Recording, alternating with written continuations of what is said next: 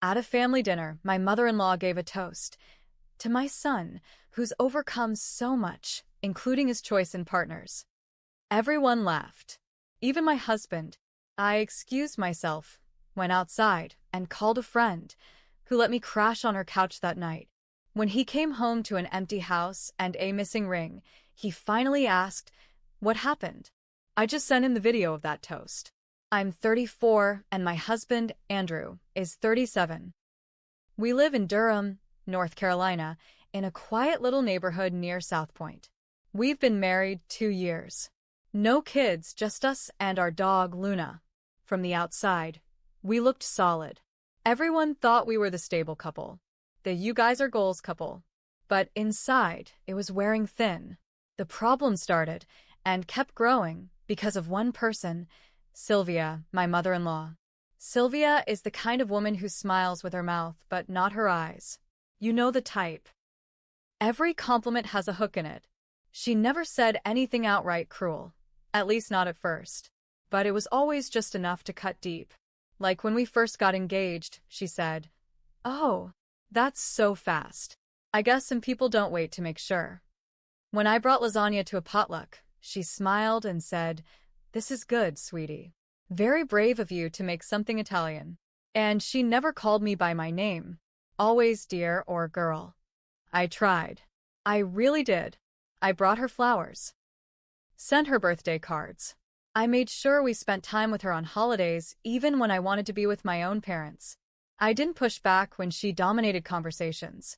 I stayed quiet when she compared me to Andrew's ex, Rebecca, who, of course, she still kept in touch with. I let it go. Every time. For Andrew. But this dinner. This one pushed me past the point of no return. It was Sylvia's idea to host a small family dinner. She said she wanted to celebrate Andrew's promotion and spend time with everyone. She made it sound casual. Just dinner, nothing big. We drove over on a Sunday evening. The air had that sticky summer heaviness to it. I wore a navy dress Andrew had said he liked before, something modest but nice. As soon as we pulled into her driveway in Chapel Hill, I knew she'd lied. There were cars lined up down the street. Not just close family, but people I didn't even recognize. Church friends, old neighbors, co-workers of hers. At least 20 people. When we walked in, she greeted Andrew with a big hug and ignored me. I said, "Hi, Sylvia," and she nodded but didn't even look me in the eyes. She had assigned seats at the table. I wish I was joking. Little name cards. Fancy folded napkins. Andrew was seated next to her at the middle of the long table. I was on the far end, between two people I didn't know. She separated us like I was some coworker's awkward +1 at a wedding. I whispered to Andrew, "This is weird, right?" He said, "She's just being formal. It's nothing." He didn't mean to dismiss me, but it stung. Dinner dragged on. She cooked a full spread, roast chicken, mashed potatoes, squash casserole, everything. And every story that got passed around the table was about Andrew. High school football, his college internships, how well he used to sing at church. I sat there smiling, nodding, sipping wine.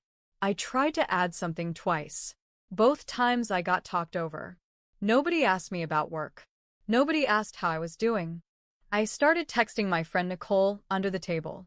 Me, this feels like a weird job interview I didn't know I was a part of. Her, want me to call with a fake emergency? Me, not yet. Then came dessert. Sylvia stood up and raised her wine glass. She tapped it with a spoon like we were at a damn wedding. "I want to make a little toast," she said, smiling that fake, church lady smile. "To my son, Andrew. My rock. My pride. My one true blessing in this crazy world." He smiled. Everyone clapped politely. Then she kept going. "He's overcome so much. From setbacks in college, from heartbreak, from, let's be honest, his choices and partners." She tilted her glass in my direction. "To Andrew, who always rises above." And the table laughed. Real, full laughter. Like it was the funniest damn thing they'd heard all week. Someone said, "She's brutal." Another, "Tell it like it is, Sylvia." And Andrew? He laughed. Not hard, not loud, but enough. I looked at him. I waited. He glanced at me like he didn't know what I was so upset about. Like it was all just jokes. My stomach dropped. I excused myself quietly. Restroom, I said. I walked out the front door instead. Got in the car. Hands shaking. I didn't cry yet, I was too angry to cry. I called Nicole. She picked up on the second ring. Where are you? Her house. What happened? I told her everything. Come here, she said. I'll make up the couch. You don't need to be near any of them tonight. I drove 20 minutes to her apartment in Carborough. The whole way there, I kept replaying his laugh in my head. Not her insult. Not the laughter from the table. His laugh. That's what broke me. He didn't call that night. Not once. He didn't check if I was okay. Didn't ask where I was. Didn't even text. I kept waiting. Midnight. 1 a.m. Nothing. The next morning, I went back to our house. I didn't even know why. Maybe I was hoping I'd find him panicked. Maybe I thought he'd be waiting at the door. But no. He was at work. Like it was just any other Monday. I walked inside, grabbed a duffel, packed a week's worth of clothes. I left my wedding ring on the kitchen counter next to the coffee maker. He uses that every single morning, same time, same order. Let him see it when he makes his perfect little espresso. He texted me around noon. Hey. Where are you? Are you okay? Can we talk? I ignored him. Half an hour later. You just left. What happened? That's when I remembered one of Sylvia's cousins had been recording that toast on her phone. I found her Instagram story. Saved it. Clipped the part with the toast. I sent it to him. That was it. No message. No caption. Just 10 seconds of him laughing while his mother tore me down in front of a room full of strangers. He messaged back immediately. I didn't mean to laugh.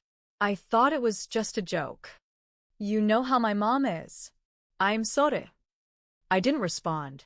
Not because I didn't want to, but because I realized in that moment that he'd never understood how bad it had gotten. And maybe worse, he did, and he just didn't care. I stayed at Nicole's for 3 days. She didn't push me. Just let me be.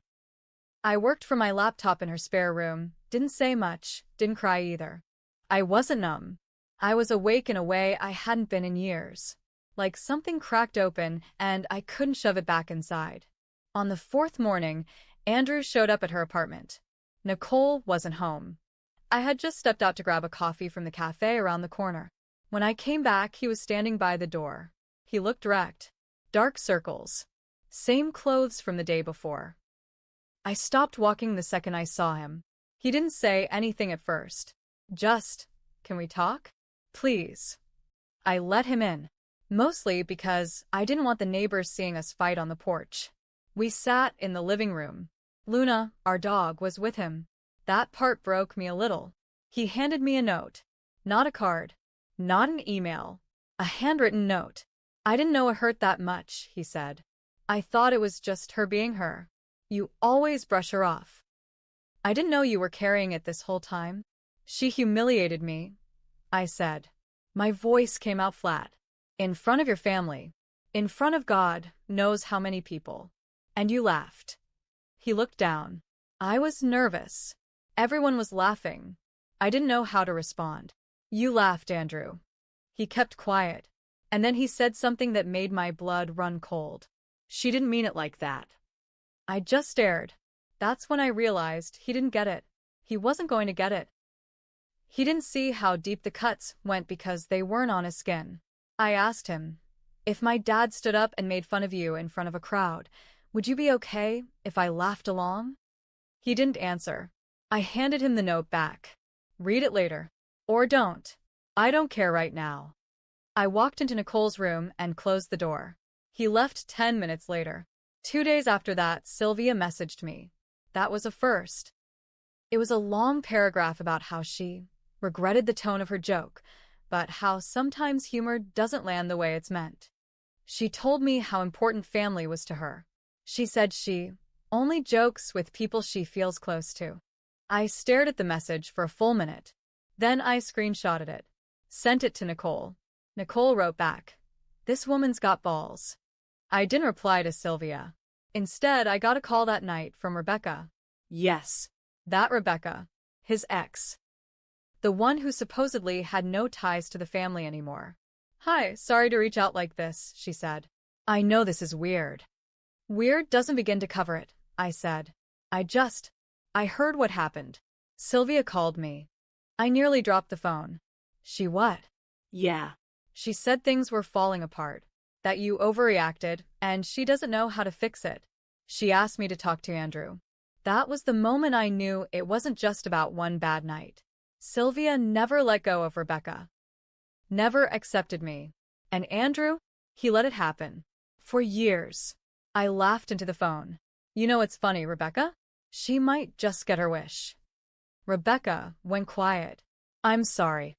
I didn't mean to cause trouble. You didn't, I said. They did. All of them. A week later, Andrew texted again. Can we go to therapy? Please, I'll do anything. I told him we could talk. That's it. Just talk. We met at a diner halfway between Durham and Carborough. It was raining, cold, and gray. We sat in a booth by the window. I watched water drip down the glass while he explained how he wanted to set boundaries with his mom and fix things. He said, I've been weak. I let her steamroll me. I know I have. I looked at him. He meant it. I could tell. But then I asked the question I had been avoiding. Why didn't you defend me? He didn't have a good answer. That's the thing about these moments. You don't always need someone to fix everything. You just need them to choose you when it counts. He didn't. The next week was strange. Andrew kept trying. He sent daily messages. Not long ones. Just small things. Thinking about you. Hope Luna's doing okay. I made that pasta you like. I didn't respond. Then I got an envelope in the mail. No return address, but the handwriting was his. Inside was a photo. It was of us, from our first vacation together in Asheville. We were at a lookout point in the Blue Ridge Mountains, holding coffee, cheeks red from the wind. On the back, he'd written, This was the last time I knew for sure you were happy with me. I want to get back to that, but only if you still want to. I stared at the photo for a long time.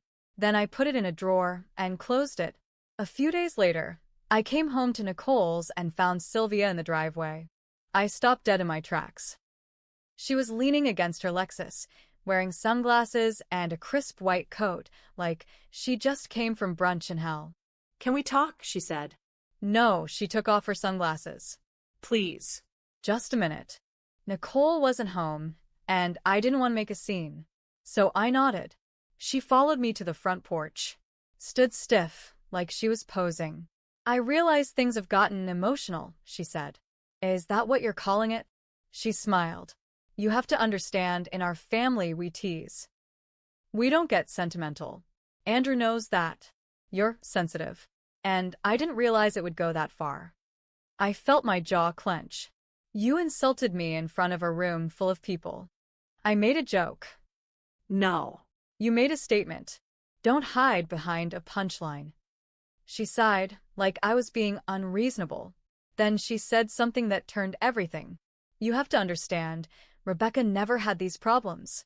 I felt something inside me break. Quietly, cleanly, I stepped forward. Calm. Cold. Let me explain something, Sylvia, I said. You didn't lose your son's wife because of a joke. You lost her because you never wanted her there in the first place. You were waiting for a reason to push me out, and now you think this is it. But it's not your choice. She blinked, stunned for a second. I'm sorry you feel that way, she finally said. I laughed. You're not sorry. You're embarrassed. There's a difference. And then I told her something I hadn't said out loud yet. I talked to Rebecca. That wiped the smug off her face. She told me everything. That you still call her. That you've tried to get her and Andrew back in touch. That you told her I was too emotional for him. Her mouth opened, then closed again. I don't know what your plan was, Sylvia. But if you wanted to break us up, congratulations. You might have done it. But not because you're clever. Because your son never grew a spine. She didn't say another word. Just got in her car and drove off. 2 nights later, Andrew showed up again. This time, he didn't knock. He waited outside until Nicole got home, then asked her if he could come in. She asked me first. I nodded. He looked pale, like he hadn't slept in days. I heard what she said to you. Good, I said. Then you know I'm not coming back. He nodded. I'm not here to beg. I just need to tell you something. He sat down, pulled out his phone, and showed me a recording. It was from a conversation he had with Sylvia. I don't know how he got it, but I knew her voice instantly. She's not right for you, Andrew. She doesn't fit in with our family. I gave it 2 years, and I was right. She cracked. She can't handle you. My heart pounded. Then I heard his voice. You're done talking about her. She was better to me than you ever were. And if she never speaks to me again, it's because I let you treat her like garbage. That's on me, not her. There was silence on the tape. Then a door slam. He hit stop. I'm moving out of her house, he said. Cutting her off. I should have done it sooner. I was weak. I didn't say anything. He stood up. I know I hurt you. I can't take that back. But I can stop making it worse. Then he left. And for the first time in weeks, I didn't feel angry. I felt unsure. I wish I could say I felt proud of how I handled it all. That I left with my head high and no regrets. But the truth is, I broke too. After Andrew left that night, I sat on Nicole's couch holding that photo from Asheville. I kept flipping it over. His message was simple. Honest. Maybe the most honest thing he'd ever given me. And I hated that it still made me cry. Because here's the part one haven't admitted. I let myself fade for him. I gave up little pieces of myself, my comfort, my voice, my damn dignity, to make it work. I let Sylvia walk all over me because I thought being the bigger person meant being silent. But silence only taught them that I was easy to step on. And that's on me. So I stopped waiting. I called Andrew the next day, told him I wanted to meet. Not to talk it out. Not to try again. I had something to give back. We met at the same diner as before. It was quiet, early afternoon, mostly empty except for a couple in the corner. I handed him an envelope. What's this? He asked. My terms, I said. Inside was a single page. It said, we'll file for divorce next month. I don't want spousal support. I don't want the house. I want one thing, a written letter from you to your mother. In it, you will explain clearly and without excuses why we are divorcing. You will state the truth, that she drove a wedge between us and you let her. You will sign it. You will mail it to her. No text. No call. No softening it. She gets the truth, and you get your clean break. He read it 3 times. You're serious? He said.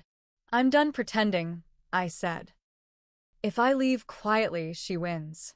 She tells everyone I was unstable, or cold, or that I gave up.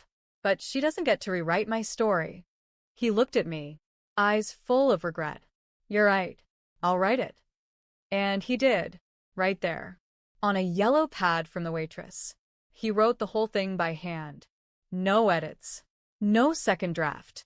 When he finished, he passed it to me. You want to read it? No, I said. I want you to send it. He folded it. Put it in his coat pocket.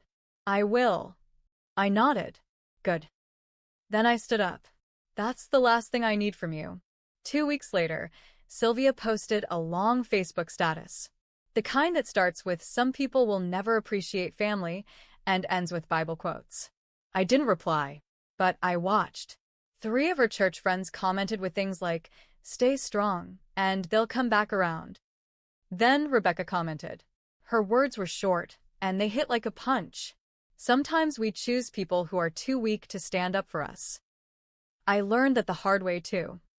That comment stayed up for 2 hours before Sylvia deleted the whole post. Andrew moved out of Sylvia's house that month. I heard from mutual friends he's renting a small place in Durham now, near our old apartment. He sent me a final message a few weeks after the divorce was finalized. I mailed the letter. She didn't speak to me for 2 weeks. It's the quietest my life has ever been. And honestly, I needed it. I didn't reply. I didn't need to. because I was already gone emotionally, mentally, and now legally. Nicole and I took a trip the following month. Just us. We went back to Asheville. Stayed in the same cabin Andrew and I had rented once. But this time, I stood at the same lookout point alone. Coffee in hand. The wind in my face. And I didn't cry. I felt strong. Not healed yet, but no longer broken. Sometimes revenge doesn't come in slamming doors or sharp words. Sometimes it's just leaving the mess behind and letting the silence say everything they never wanted to hear. Because when I left, I didn't just walk out of that dinner. I walked out of their story and started writing mine.